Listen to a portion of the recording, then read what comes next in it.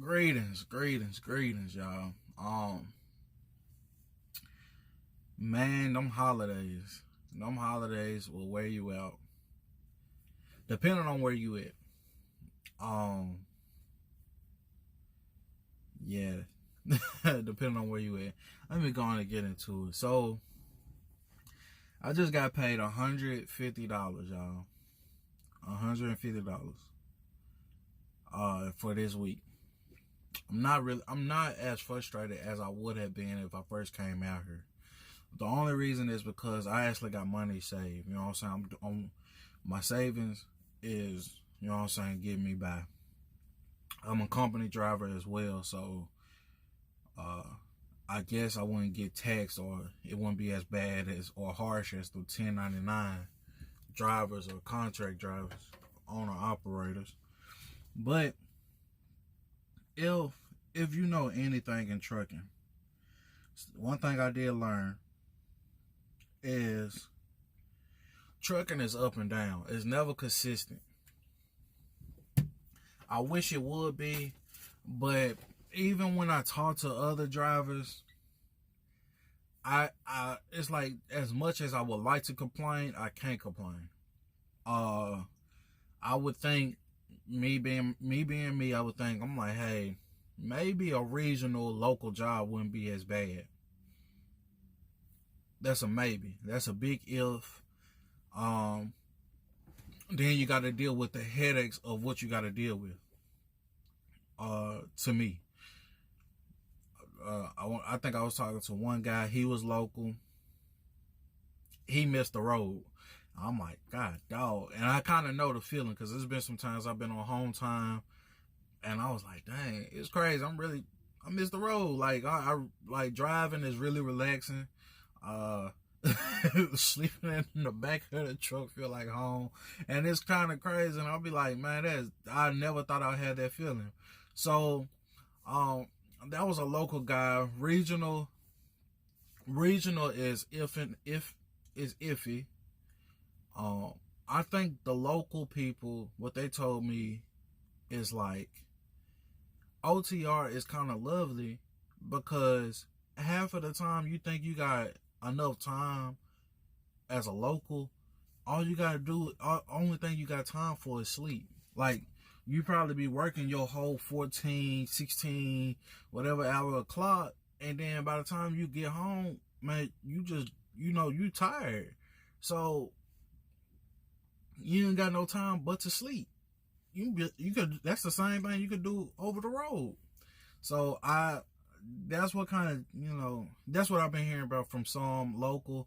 The regional is iffy, because they're trying to do the same thing locally, but within a certain amount of, just in a regional area. I know that sounded cliche, but basically what I'm saying is they want to make sure they get home that weekend, because that's what they're doing regional for. So they can be as close as home to get home for the weekend. One of the guys I talked to up here, he's like, man, if somebody load his stuff too late, because we got loaders, and if they telling you to, okay, you're coming from Florida, you come up here, now the planner looking for something, well, sure, all right, they got you under a load, but this is what time your load should be back. Now, if your loader, for whatever reason, I'm going to just say that, for whatever reason, is taking his time, or, you know what I'm saying, if the time is off track, the shipper, or something happened at the shipper, that messes up your home time, you know what I'm saying, with regional, because that's the whole thing of them. Like I said, they're trying to get home on the weekend. So that's what their biggest pet peeve is, like, trying to make sure they get home. And then it's like, once you mess up that home time for that weekend, you might mess up that, you know what I'm saying, that week. So, you might not get home that Saturday. Or no, you might not get home that Friday to be all Saturday and Sunday. You might get home Saturday. Now you want to, you know what I'm saying, now you want to cruise off into the sun, you know what I'm saying, to that Monday. When in reality, Monday, you got to get up and at it, you know what I'm saying? So it's almost like a seesaw with it. I know with OTR, it's a matter of when the loads land. You know what I'm saying? Trying to get certain loads to land on the pay period or the cutoff period. So that's one of the things you kind of got to be mindful out here. Is like the cutoff period and everything else. I got a headache, so if I start slurring, man, my head's starting to. But that is that, you know. So when I got paid that $150, man, that makes it. My dispatch was like, "Hey, do I need to find you a load to go home?" No, I got I told him, what did I say? I was like, man, I just got paid $150 for the week. I got a lot of making up to do. We need a plan for me to roll the wheels off this truck. And, you know, so that was in Chicago. So I had to come to Chicago. I had to go from Chicago to Swedesboro, was where I'm at now. They got me a short run from to here to Virginia. Take that. I'm gonna come back and then I'm gonna now that I think about it, I need to see if the trailer on the yard now so I can leave. Anyway, yeah. So, and I was like, man, you know, like that's the downside of trucking. Don't nobody really talk about, man. It's like the pay. You know what I'm saying? Everybody want to say how good their pay is, how good they got it. And some of them, man, they got it from somebody else. It ain't like you just got it out the mud with it. Like, you know, you knew somebody that knew somebody. Like, I don't know nobody. I didn't know nobody coming in the game, so I can't say that. You know what I'm saying? Leasing and being an owner operator, everybody. I didn't listen to some guys bite their own neck off trying to brag because I ain't moving the truck unless the load plays $2 or average of $2 and something odd change. But in reality, you don't even own the truck, and then you own numerous of debt. And I understand that, you know what I'm saying, debt can be looked at as good or bad, but man, as a company, what I get paid is what I get paid. I'm not knocking no owner operator or lease because some is doing an excellent job, but to a newbie, you know what I'm saying, it's like, man, or to just in general, man, you gotta be honest. You know what I'm saying? I can't tell you how to walk a line in life when you're not in my shoes and I'm not in yours. You know what I'm saying? I can tell you not to sell drugs because shit, I know what the fuck would happen. I know what would happen. You know what I'm saying? So that's the downside of trucking, man. Especially being away from family, man. That stuff when you get older, like I think when my first thing, and it's funny because when you in a financial slump, I'm gonna say that, a financial slump, you want to do anything legal. You want to do anything legal and mindful. Hold on, man. I gotta get this quick. Hold on, little kinfolk hitting me up.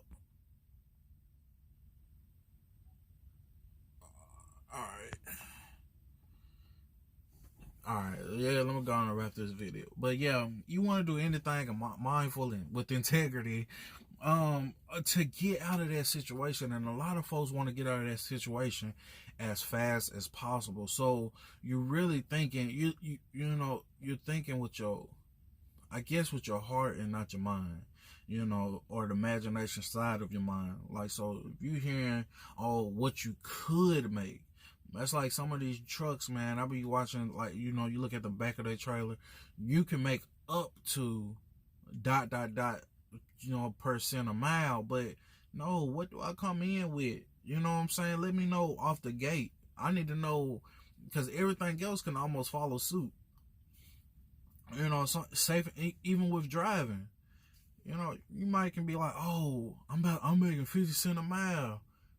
But yeah, man, I'm in New York. So then if you in New York, places like New York, Chicago, Nashville, Atlanta, I think New York is one of the worst.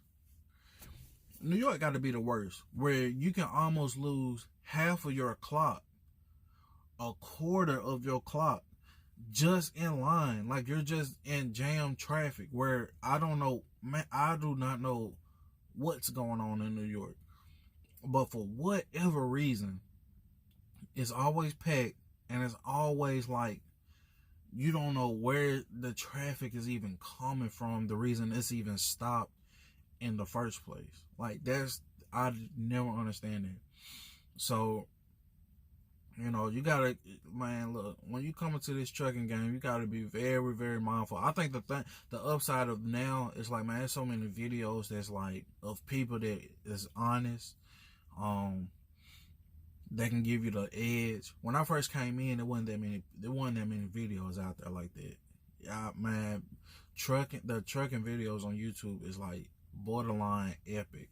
Like it's almost like you can't even come in as a rookie. Now you almost come in like just above a rookie almost, because you know it's so much information out there. You got videos of bagging, like I think it's more videos of bagging now. Like when I came in, it was like, when I looked up bagging, it was like 2 to 3 videos of it. Yeah, it was 2 to 3 videos of it, and then it would be like off the wall videos of that specific tag. So that was like, man, that did not help me out. Now it's how you drive in snow, how to chain in snow, how to work your clock. Man, it's so many. It's so much information out there, man. Like it is ridiculous. It's just not in you know what I'm saying, in trucking. You know what I'm saying, in general. I be trying to tell my old lady, like, you know, it's cool and all to have social media. I understand it. That's that passing time. But at the same time, I ain't trying to study such and such life when they making it. You know what I'm saying? Like, they good. I'm not. I need to be trying to find out what are certain things I don't know that I need to know to help my situation. You know what I'm saying? So, if you come in this game, man, understand that it's got its ups and downs, but man, do right by your money. Saving your money is the best bet. You know what I'm saying? And it can help you on them rainy days. Have a budget, save, whatever. I just seen one video, dude said, yeah, man, I be talking to grandmas who got it. Oh my God. I think that one had blew my mind. That man said, I be talking to grandmas, man. So when I get through hard times, hey, I ask grandma for some money, and I'm like, bro, it's hell out here. So, man, they said as long as you don't quit, man, you can succeed in life. I'm out.